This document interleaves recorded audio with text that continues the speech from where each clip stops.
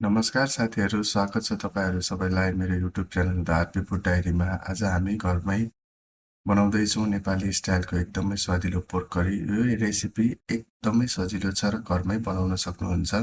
मेरो रेसिपी चाहिँ एकदम धेरै प्रोफेसनल छैन, तर पनि तपाईँहरूलाई केही सहयोग हुन सक्छ। त्यसैले भिडियो अन्तिमसम्म हेर्नुहोस्।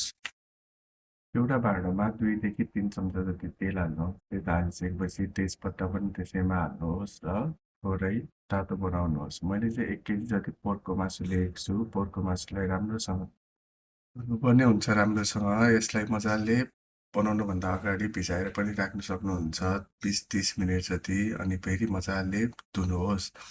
अनि पोर्कको मासुलाई चाहिँ अरू मासुलाई भन्दा अलि धेरै नै फ्राई गर्नुपर्ने हुन्छ। सो मजाले फ्राई गर्नुहोस्। प्याज र खुर्सानी गोलभेडाहरूलाई हामी अलि पछाडि हालेर बनाउनेछौँ। मजाले पोर्कबाट अलिकति मात्रामा तेलहरू निस्किन्छ। तेलहरूलाई पनि सुक्ने गरी फ्राई गर्नुहोस्। जतिसम्म फ्राई गर्नुहुन्छ त्यति नै टेस्टमा फ्लेभरिङ आउँछ। सो फ्राई गरेर कलर चेन्ज भएर रातो रातो भइसकेपछि काटेर राखेको प्याज अनि त्यसपछि खुर्सानी पनि हाल्नुहोस्। प्याज खुर्सानी हालिसकेपछि प्याज र खुर्सानीलाई पनि पाक्ने गरीसम्म चलाउनुहोस्।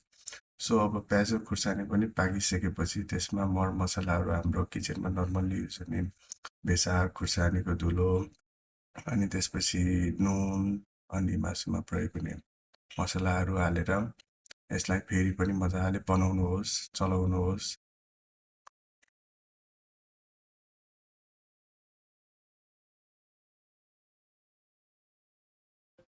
मसलाहरू हालिसकेपछि मसलाहरूलाई चाहिँ पाक्ने गरीसम्म, मासुहरूमा लाग्ने गरीसम्म चलाउँदै पकाउनु पर्ने हुन्छ। अब मसलाहरू पनि पाकिसकेपछि त्यसमा फेरि गोलभेडा हाल्नुहोस्। गोलभेडा हालेर गोलभेडालाई पनि मजाले चलाउँदै पकाउँदै गर्नुहोस्। गोलभेडा पनि राम्रोसँग पाकिसकेपछि चाहिँ अलि छुट्टै फ्लेभरिङ आउँछ। अनि त्यसपछि गोलभेडा पनि पाक्ला पाक्ला मजाले मिडियम हिटमा ग्यास बालेर यसलाई मजाले फर्काइ गर्दै चलाउँदै बनाउनुहोस्। यसलाई गोलभेडा पाकुन्जेलसम्म 2-4 मिनटसम्म मजाले नछोपिकन बनाउन सक्नुहुन्छ। अब गोलभेडा मजाले पाक्ला जस्तो भइसकेपछि यसमा आफूलाई चाहिने जति पानी हाल्नुहोस्। पानी हालेर फेरि चलाउनुहोस्। पानी हालेर चलाइसकेपछि तपाईँहरूलाई कति ठिक लाग्छ त्यतिसम्म पानी हाल्नुहोस् र अब यसलाई छोप्नुहोस्। छोपेर बनाउनुहोस्।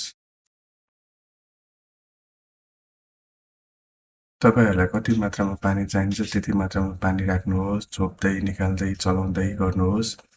अनि त्यसपछि अब मासु लगभग रेडी भइसकेको छ। यसमा काटेर राखेको धनियाँ हाल्नुहोस्। मासु तयार भइसकेको छ। यसलाई तातो भात, रोटी, ढिँडो वा चिउरासँग खान एकदमै स्वादिष्ट हुन्छ। यदि तपाईँहरूलाई हाम्रो रेसिपी मन पर्यो भने भिडियोलाई लाइक, सेयर र सब्सक्राइब गर्न नबिर्सिनुहोस्। यस्तै मिठा मिठा रेसिपीको लागि द आरपी फुड डायरीलाई साथ दिनुहोस्। धन्यवाद।